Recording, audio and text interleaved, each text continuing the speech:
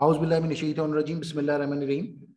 आज का ये हमारा प्रोग्राम के इलेक्ट्रिक बिल के ऊपर जो है वो बनाया गया है। इसको हमने बनाना है के इलेक्ट्रिक को स्प्रेडशीट के अंदर। अल्लाहुम्मा सल्ली अला मुहम्मदिन व अला आलि मुहम्मदिन कमा सल्लैता अला इब्राहीम व अला आलि इब्राहीम इन्नका हमीदुम मजीद। अल्लाहुम्मा बारिक अला मुहम्मदिन व अला आलि मुहम्मदिन व बारकता अला इब्राहीम व अला आलि इब्राहीम इन्नका हमीदुम मजीद। ये जो कि इलेक्ट्रिक का न्यू टैरिफ है, उस हिसाब से ये आपको प्रैक्टिकल करना है और इसको स्प्रेडशीट पे मुंतकिल करना है। तो आपने क्या करना है, राइट के electric bill program in MS Excel spreadsheet with following data and given instructions. तो ये इंस्ट्रक्शंस क्या हैं ये पहले आप समझ लें। पहले लिखा हुआ है find out unit consume by subtracting previous unit and current unit. तो इससे पहले हम ये देख लेते हैं कि आपको शीट क्या गिवन होगी। आपको शीट जो है वो ये वाली गिवन होगी। ये आप देख सकते हैं कि इसमें मीटर नंबर दिया हुआ होगा, प्रीवियस यूनिट्स दिए होंगे, करंट यूनिट दिए हुए होंगे। ये आपने कैलकुलेट करने होंगे, यूनिट कंज्यूम आपने कैलकुलेट करने होंगे। ये कैसे करने होंगे इसकी इंस्ट्रक्शंस दी हुई है। वेरिएबल चार्जेस कैसे कंप्यूट होंगे ये दिया हुआ है। Fuel adjustment charges already given होंगे, ये आपको देने नहीं होंगे, ये पहले से बिल में मौजूद होंगे। के इलेक्ट्रिक चार्जेस ये आपने कंप्यूट करने होंगे, किस तरीके से करेंगे ये अभी हम देखते हैं। इसके अलावा इलेक्ट्रिसिटी ड्यूटी, इलेक्ट्रिसिटी ड्यूटी कैसे निकलेगी ये भी हमने देखना होगा। जीएसटी 17% होता है, ये भी हम देखेंगे। टेलीविजन टीवीएल फीस, टीवीएल फी मतलब है टेलीविजन लाइसेंस फीस, ये किसी को देनी पड़ रही है किसी को नहीं देनी पड़ती। तो जिसको देनी पड़ रही होगी वो शो करेगा, जिसको नहीं देनी पड़ रही वो शो नहीं करेगा।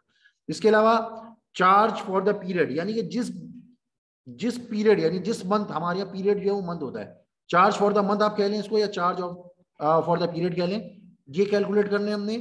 अगर आपकी पिछली इंस्टॉलमेंट है, आपने ज्यादा बिल दे दिया तो ये माइनस में होगी, एरियर्स इफ एनी। और अगर आपने आपके ऊपर ओवर ड्यू था पुराना बिल भी, तो वो इसके अंदर प्लस के अंदर, जैसे ये 1000 शो हो रहा है इस तरीके से शो होगा, यानी वो बिल में मौजूद होगा, वो आपको कैलकुलेट करना नहीं होगा। ये एरियर्स हो गए और करंट पीरियड को मिलाकर जो है वो आप ये निकालेंगे। और अगर आपने विद इन ड्यू डेट पे करना होगा तो ये अमाउंट आएगा आपका एम में जो लिखा हुआ है, और आफ्टर ड्यू डेट होगा तो ये सरचार्ज उसमें ऐड होगा। सरचार्ज का भी एक फार्मूला होता है 8.420% का, तो वो भी हमने देखना होगा। वो फिर ये दोनों मिला के आफ्टर ड्यू डेट का बिल हमने ये निकालना होगा। तो इसको हम देख लेते हैं, इंस्ट्रक्शंस को एक दफा मैं आपको बता देता हूँ। इसमें जैसे कि बताया गया कि पहला जो आपका यूनिट्स हैं, करंट यूनिट्स हैं, कंज्यूम यूनिट कह लें, करंट यूनिट कह लें, खाली यूनिट्स कह लें, ये आप कैसे निकालेंगे। ये आप जो आपका करंट यूनिट्स हैं उनमें से जो है वो प्रीवियस यूनिट्स निकाल देंगे, तो आपके पास कंज्यूम यूनिट, यूनिट कंज्यूम या यूनिट्स या कंज्यूम यूनिट्स ये आ जाएंगे आपके पास। जैसे कि आपको ये इसमें शीट में नजर आ रहा है, ये करंट यूनिट जो कि सी में दिया हुआ है, इसमें से बी वाले माइनस करेंगे तो आपके पास ये डी आ जाएगा, यूनिट कंज्यूम आ जाएंगे। और इसका फार्मूला क्या होगा, C16 माइनस B16, यानी कि C16 माइनस B16। जब आप ये देंगे तो क्या होगा, आपके पास ये यूनिट कंज्यूम आ जाएंगे। क्लियर। उसके बाद वेरिएबल चार्जेस, ये थोड़ा सा तकलीफ दे अमल है, ये थोड़ा सा तकलीफ दे अमल है, लेकिन ये अगर आप थोड़ी सी तवज्जो देंगे तो ये आपको समझ में आ जाएगा। इसका तरीकेकार ये देखिए इंस्ट्रक्शंस में लिखा हुआ है कि ये आप किसको कैसे कैलकुलेट करेंगे। Evaluate variable charges as per directions written in slab. अगर आपका बिल जो है वो अप टू 100 यूनिट है तो सिंपली आपने क्या करना होगा, 100 से 9.35 को मल्टीप्लाई कर देंगे तो आपका जो वेरिएबल चार्जेस हैं वो आ जाएंगे। लेकिन अगर ये 100 से बियॉन्ड होगा तो ऐसी सूरत में दो स्लैब्स इस्तेमाल होंगी। ऐसी सूरत में क्या होगा, ये दो स्लैब्स इस्तेमाल होंगी, दो स्लैब्स। और अगर आपका 100 से बिल कम है तो खाली एक ही स्लैब इस्तेमाल होगी, जैसे कि ये 6 वाली दी है। अगर आपका 100 तक बिल है तो सिंपली आप जो भी यूनिट्स आए उनको मल्टीप्लाई कर देंगे, किससे, 9.35 से कर देंगे। लेकिन अगर आपका बिल जो है वो 100 से अबव है, यानी 101 है या 200 है या इनके दरमियान की कोई फिगर है, तो ऐसी सूरत में स्लैब नंबर 2 भी इस्तेमाल हो रही होगी और स्लैब नंबर 1 भी इस्तेमाल हो रही होगी। शुरू के 100 यूनिट्स के लिए 9.35 के पैसे होंगे, और उसके बाद अगर एक यूनिट भी ऊपर है या पूरे के पूरे 100 यूनिट ऊपर है तो वो किससे मल्टीप्लाई हो होंगे, 11.67 से मल्टीप्लाई कर रहे होंगे। तो ये आपकी इंस्ट्रक्शंस हैं इसकी।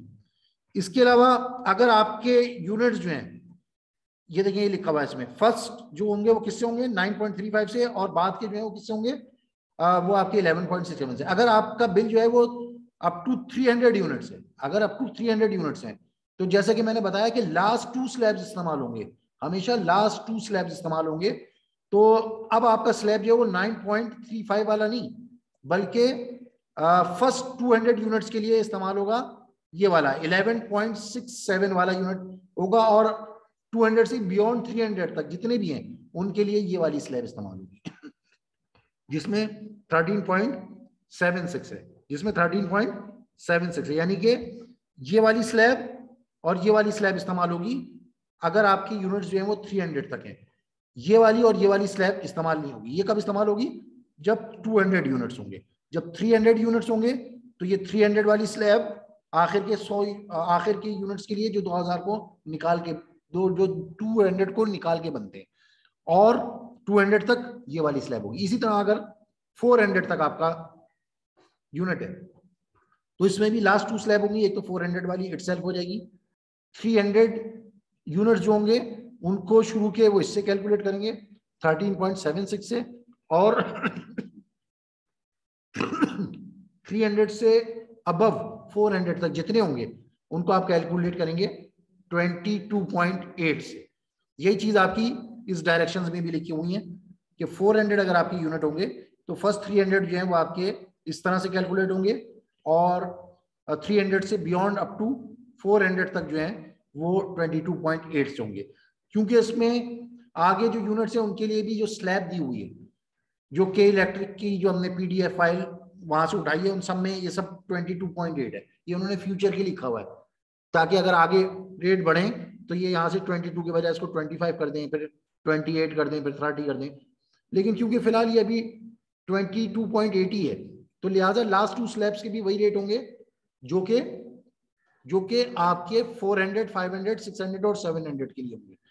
यही चीज इसमें भी लिखी हुई है कि अप टू 500, 600 और 700 यूनिट्स रिस्पेक्टिवली आप क्या करेंगे, फर्स्ट जो आपकी लिमिट है, जो आपके टोटल यूनिट आए उसमें से लास्ट जो 100 गया है, यानी कि अगर 500 आपके यूनिट थे तो फर्स्ट 400 22.88 से होंगे, और उसके बाद के भी 22.88 से ही होंगे। लेकिन हम लोग उसको कैलकुलेट अलग-अलग करेंगे, ताकि अगर कल कला को बिल आपका बढ़ जाए, यूनिट्स उसके बढ़ जाए 500 वालों के, तो आप सिंपल वहां पे 22 के बजाय स्लैब के अंदर आप क्या कर देंगे, वो यूनिट की फिगर डाल देंगे। जब आप वो यूनिट की फिगर डाल देंगे तो ऑटोमेटिकली आपका बिल जो है वो चेंज हो जाएगा। लेकिन फिलहाल हम लोग उसको 22.80 रहने देंगे। आप तो सिर्फ सेल रेफरेंस करेंगे, तो जब सेल रेफरेंस करेंगे तो उसमें 22.8 होगा तो 22.88 आ जाएगा। अगर 32.88 होगा तो 32.88 आ जाएगा। अगर 12.8 होगा तो 12.88 आ जाएगा। तो ये चीज हमने जो है, क्योंकि सेल एड्रेस से उठानी होगी तो लिहाजा इससे कोई फर्क नहीं पड़ेगा। हम रेफरेंसिंग जो कर रहे हैं वो हार्ड कोडेड नहीं कर रहे हैं, बल्कि सॉफ्ट कोडेड कर रहे हैं, और हम उसके अंदर सेल का एड्रेस देंगे। तो ये चीज चाहे वो 500 हो यूनिट्स, 600 हो या 700 हो, सब में क्या होगा, अगर 700 है तो लास्ट के 600 यूनिट जो है वो 22.8 से होंगे, और 600 से अबव जो है वो भी 22.8 से ही होंगे। अगर 600 यूनिट है तो शुरू के 500 जो है वो 22.8 से होंगे, और 500 से अबव 600 तक वो किससे होंगे, वो भी 22.88 से होंगे। अगर 500 है तो लास्ट के 400 यूनिट जो हैं, यानी शुरू कह लें उसको, शुरू 1 से लेकर 400 तक यूनिट 22.8 से होंगे, और 401 से अप टू 500 तक दरमियान में जितने भी आपके यूनिट्स आए वो किससे होंगे, वो 22.8 से होंगे।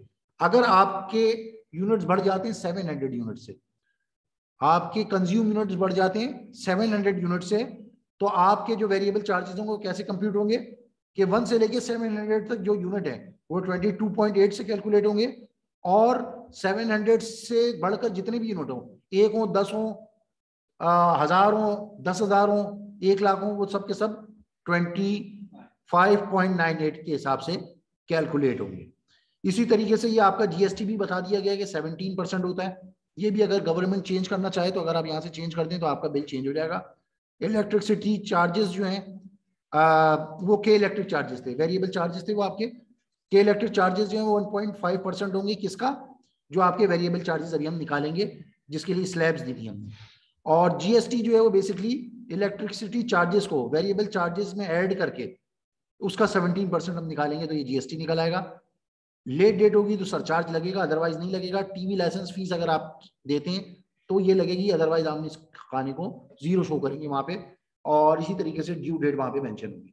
तो इस हिसाब से हमने ये प्रोग्राम बनाना था और ये प्रोग्राम हम बना रहे हैं। मिसाल के तौर पे हमने तसव्वुर किया था कि हमारा प्रीवियस यूनिट जो है वो 77,273 थे, तो और जो करंट यूनिट है वो 77,450 है। तो जब इसमें से इसको निकालेंगे तो उसके लिए फार्मूला आप लिखेंगे C16, यानी ये जो लिखा हुआ है इसका फार्मूला लिखेंगे, ये C है और ये 16 है, तो ये C16 बन जाएगा। C16 में से क्या करेंगे, is equals to C16 minus B16, क्योंकि ये B है और ये यहाँ से 16 है। तो ये इसका सेल एड्रेस है, ये इसका फार्मूला ये आपको लिखा हुआ नजर भी आ रहा है, C16 माइनस B16, तो आपके पास ये कंज्यूम यूनिट आ जाएंगे। वेरिएबल चार्जेस निकालने का तरीकाकार मैंने आपको बता दिया है कि कैसे निकलेंगे। इसका फार्मूला जो है वो देख लेते हैं वर्ड के अंदर जा अपना नोटपैड में देख लेते हैं। ये इसका जो है ना वो बेसिकली जेनेरिक फार्मूला है जो कि आप देख रहे हैं, आपको नजर आ रहा है कि आप अगर D16 के लिए लिख रहे हैं, D16 के लिए लिख रहे हैं, क्योंकि हम D16 में फिलहाल हम कहाँ पे D16 के अंदर है, D16। तो D16 का जो फार्मूला होगा वो मैं आपको शो कराता हूँ। D16 का फार्मूला ये होगा कि if D16 is greater than equal to B6। अब हम देखते हैं B6 में लिखा हुआ क्या है। B6 में ये आपका B सेल है और इसमें लिखा हुआ है 100। ये सिंपल ये बताया गया है कि अगर आपके यूनिट्स जो हैं वो 100 या उसके बराबर है, 100 से कम या उसके बराबर है, तो रेट क्या होगा, तो रेट 9.35 होगा। यही चीज हम एक्चुअली कैसे देंगे ये हम देख रहे हैं। तो इसको हम देंगे इस तरीके से कि हम लिखेंगे if D16 is equals to से लिखेंगे formula, if D16 is less than equal to B16। B6 में क्या लिखा हुआ है, 100 लिखा हुआ है। इफ यानी इसके मायने ये बने if D16 is less then 100, यानी कि अगर हम इसको ये कहें if unit consumed is less than equal to 100, तो क्या करे, तो C6 को मल्टीप्लाई कर दे D16 से। C6 में अभी हमने बताया रेट पड़े हुए, ये देखें आप, ये रेट पड़ेंगे C6 में, रेट पड़ेंगे C6 में, रेट पड़ेंगे। इसको किससे मल्टीप्लाई कर दे, इसको मल्टीप्लाई कर दे इससे जो आपके यूनिट कंज्यूम्ड है, तो आपके पास ये वाली वैल्यू आ जाएगी। तो आपके पास ये वैल्यू आ जाएगी। देखिए फार्मूला यहाँ पे लिखा हुआ भी है, लेकिन क्योंकि यहाँ पे पूरा फार्मूला आपको नजर नहीं आएगा लिहाजा मैं आपको ये इसमें दिखा रहा हूँ। तो क्या होगा, 9.35 मल्टीप्लाई 177, ये जो अभी हमारा करंट केस है उसके अंदर है, ये जनरल फार्मूला है ऊपर जो लिखा हुआ है, और हमारे करंट केस में फार्मूला ये होगा, ये लिखा हुआ आ रहा होगा यूनिट कंज्यूम। आप ये देख रहे हैं यानी कि यूनिट कंज्यूम 177 है, तो आप ये लिख रहे हैं 177 is less than equal to 100, तो ये वाला फार्मूला हो। अगर ये फार्मूला नहीं होता तो फिर कौन सा फार्मूला हम लगाते हैं, जैसे कि हम D17 में लगाएंगे, उसमें क्या होगा कि फर्स्ट 100 यूनिट जो होंगे उसके लिए हम आप उसको अगेन फार्मूला देंगे इफ D16 यानी कि unit consumed is less than equal to B7 में अगेन स्लैब वो दिया हुआ है अप टू विच यूनिट दिया हुआ है, यानी कि 200 दिया हुआ है। ये देखें ये B है और ये 7 है, तो ये दिया हुआ है 200। तो यहाँ पे हमारा फार्मूला क्या बन रहा है, ये बन रहा है if unit consume is less than equal to 200, तो क्या हो, ये आप इसका दूसरा हिस्सा लिख रहे हैं, ये भी देखें इफ में क्या लिखते हैं हम, इफ का फार्मूला होता है इफ इफ कंडीशन या कंडीशंस, उसके बाद ए अगर ट्रू होता है तो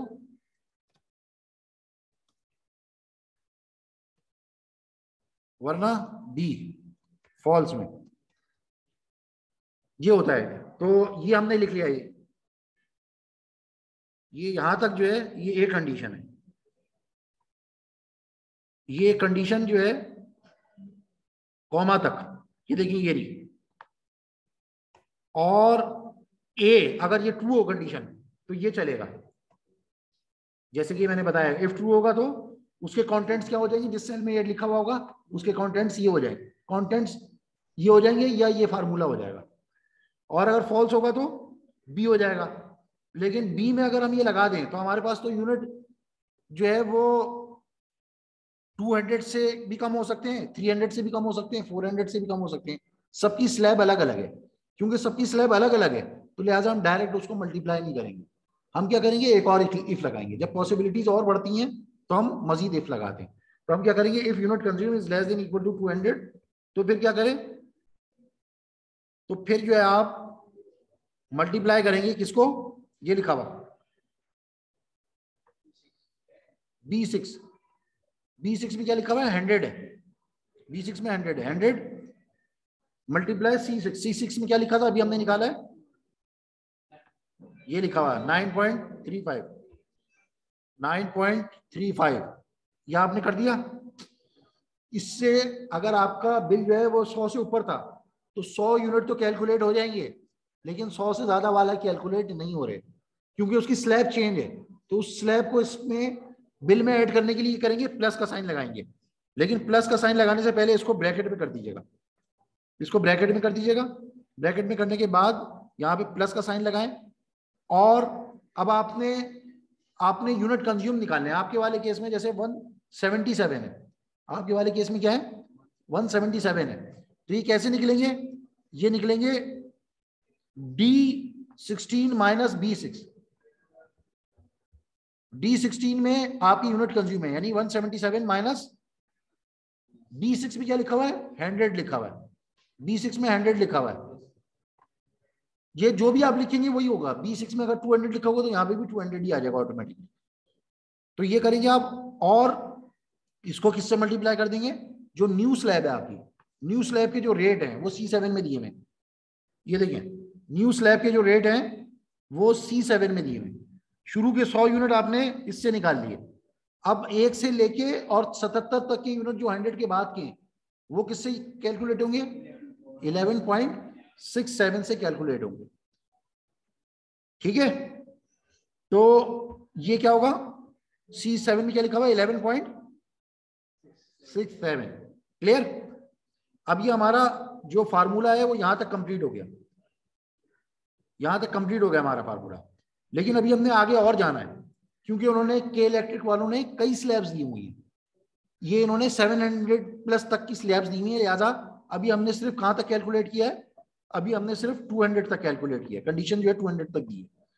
तो लिहाजा आगे सिर्फ 300 कंडीशन नहीं है, आगे जो है 400 भी है, 500 भी है और 700 भी है और 700 प्लस भी है।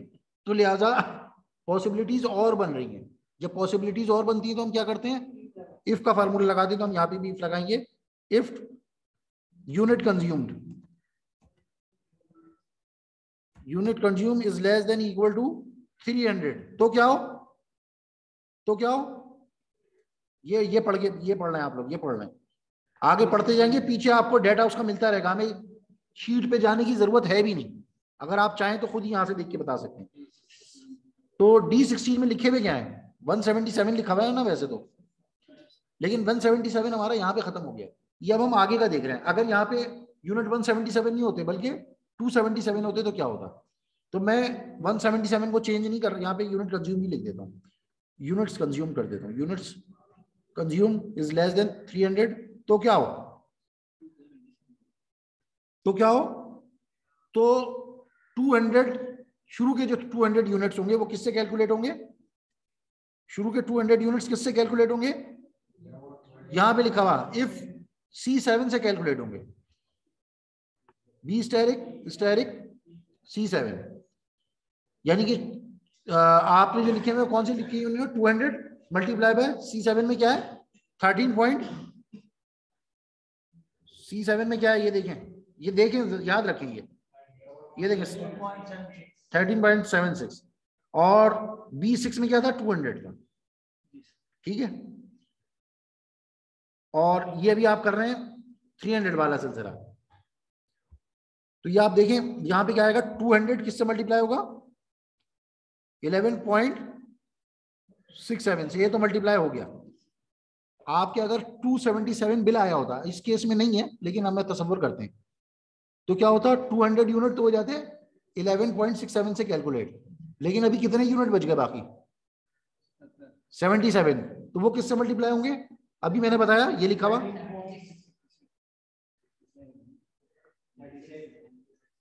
हाँ 13.76।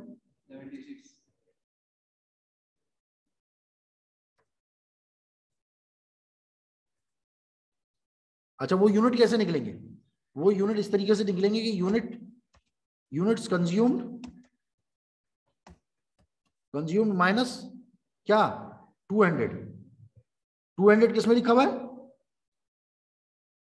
B7 में लिखा हुआ है, B7 में लिखा हुआ है, ये फार्मूला पढ़ना है आप लोग,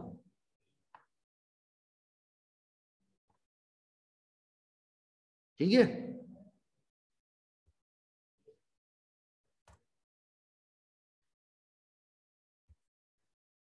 क्लियर हो गया। और ये मल्टीप्लाई किससे होंगे C8 में, C8 में क्या लिखा हुआ अभी बताया था 13.67 है 76 है, होश में बैठो सारे, आगे जितने भी वो 22.88 है। अच्छा जी, अब क्या हो गया आपका 300 तक कैलकुलेट हो गया, ये आपका ए ब्लॉक हो गया, ये आपका ये जो इफ वाला था ये ए ब्लॉक हो गया, ये ब्लॉक हो गया आपका।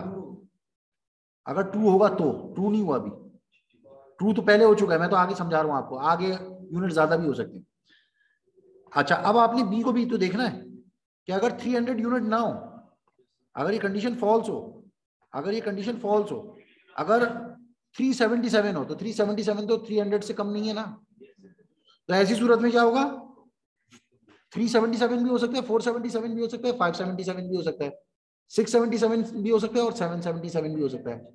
77 777 के बाद कुछ भी हो जाए या 701 के बाद कुछ भी हो जाए, फिर आप डब्बा बंद कर सकते हैं। अभी आप डब्बा बंद नहीं करिए, मोबाइल को साइलेंट कर दो, मोबाइल जिसका बज रहा है वो साइलेंट कर दो, बाहर जाके सुन लो।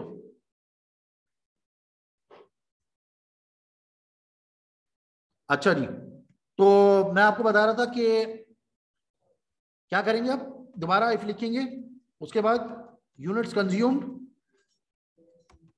Is less than equal to 400, तो क्या हो,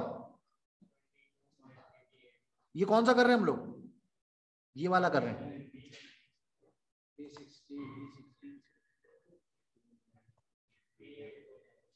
अच्छा B8 में अभी हमने कैलकुलेट किया, B8 में क्या लिखा हुआ था, गलत, B2 की बात कर रहा हूं, B8 की बात कर रहा हूं, B8 में क्या लिखा हुआ है, शाबाश, क्या लिखा हुआ है,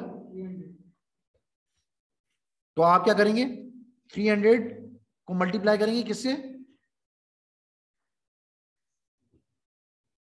C8 से, B8 को मल्टीप्लाई करेंगे C8 से, और C8 अभी हमने निकाला कितना है 76, इससे अगर आपके 300 से ज्यादा यूनिट थे तो 300 तक तो कैलकुलेट हो गए, 300 तक कैलकुलेट हो गए, लेकिन 300 से जो बियॉन्ड है वो कैलकुलेट नहीं हुए, तो उसको हम क्या करेंगे प्लस करेंगे, और क्या करेंगे, अब आपने वो यूनिट भी तो निकालने, कैसे निकालेंगे, तो यूनिट्स कंज्यूम्ड में से माइनस कर देंगे किसको 300 को कर देंगे, तो वो यूनिट्स आ जाएंगे आपके पास, और इसको मल्टीप्लाई कर देंगे किससे, ये किस में लिखा हुआ था B9 में लिखा हुआ था ना, ये C9 में लिखा हुआ था ना ये, तो अब हम क्या करेंगे C10 से मल्टीप्लाई करेंगे, तो C10 में क्या लिखा हुआ है अभी बताया था, C10 में भी वही लिखा हुआ है और आगे भी वही लिखा हुआ है, 22.88 से मल्टीप्लाई करते हैं तो हमारे पास क्या आ जाएगा? तो हमारे पास 400 तक आपका बिल आता है तो वो तमाम कैलकुलेट हो जाएगा। क्लियर? लेकिन अगर आपकी यूनिट जो है ये यहां तक कैलकुलेट कर लिया हमने,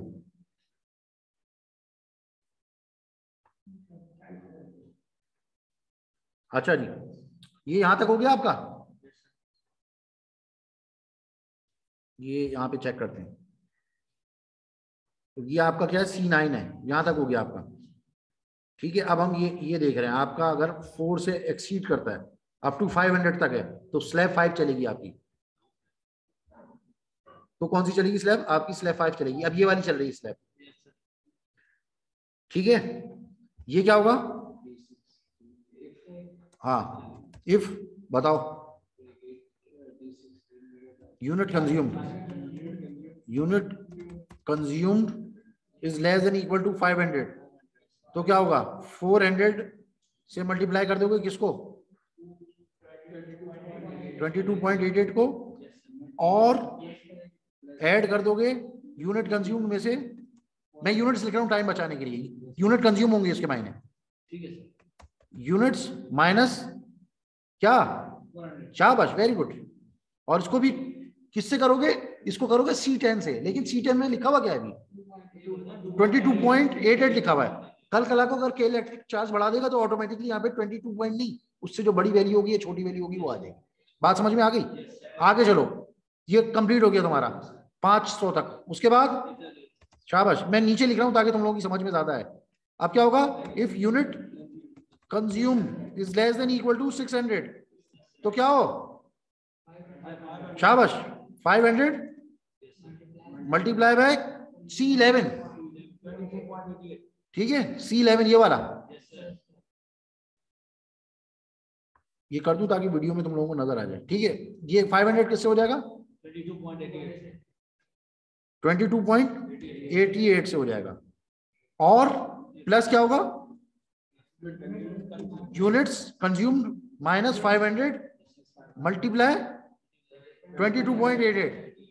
ठीक है, ये हो गया 600 तक। अब आ जाओ 700 पे। इफ यूनिट्स लिख देता हूं मैं छोटा करके, इक्वल टू 700 तो क्या हो? 600 स्टेरिक 22.88 यूनिट्स माइनस 600 शाबाश। अच्छा जी, अब आखिरी आ जाओ। इफ, बल्कि देखो 700 तक हो गए ना ये, अब जितने भी होंगे वो 700 से बड़े होंगे, तो वो कुछ भी हो, तो लिहाजा अब हमें इफ लिखने की जरूरत नहीं है। हम डायरेक्ट फार्मूला लगा देंगे क्या?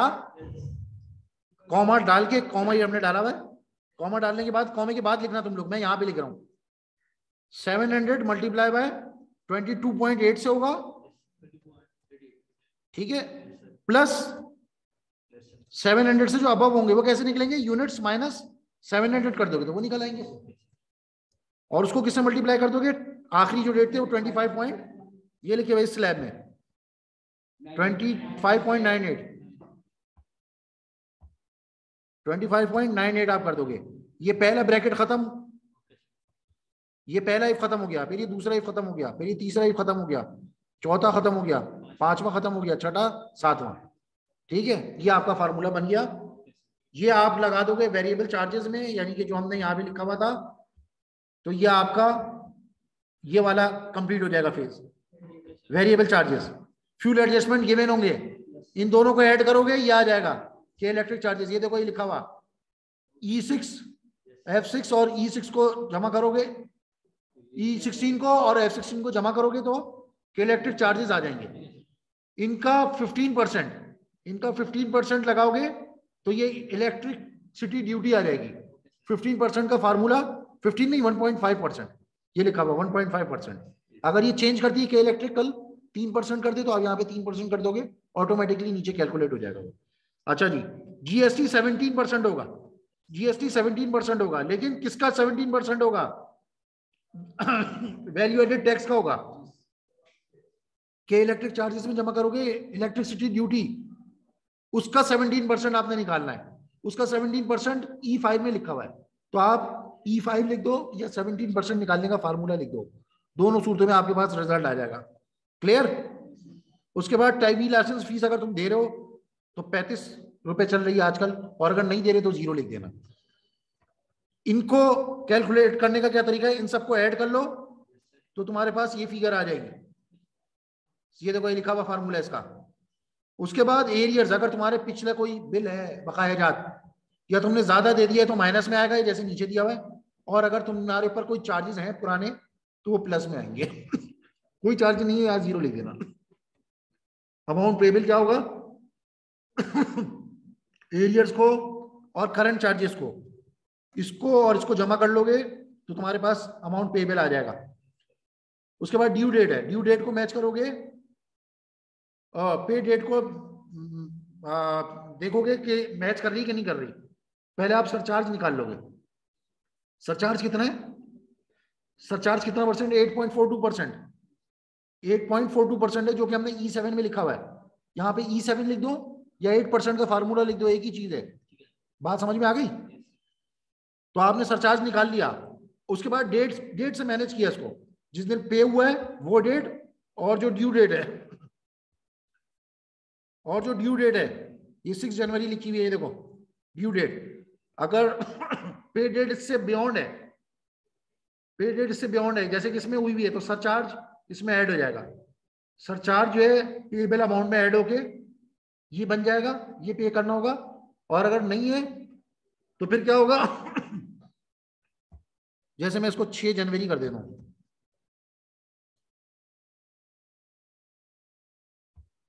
6 जनवरी 5, ये हमने कौन सी वाली शीट खोली हुई है? अच्छा अच्छा जी। अच्छा, सरचार्ज आपका ये हो और ड्यू डेट के बाद जो अमाउंट है वो भी वही रहेगा। पे अलबत्ता ये होगा, वरना फिर ये होगा। ठीक है, ये आपका प्रोग्राम था जो आपको आई होप कि समझ में आया होगा। और इस हवाले से अगर आपके कोई सवालात हों तो आप बिल्कुल कर सकते हैं। मैं रिकॉर्डिंग को स्टॉप करूँ? ठीक है।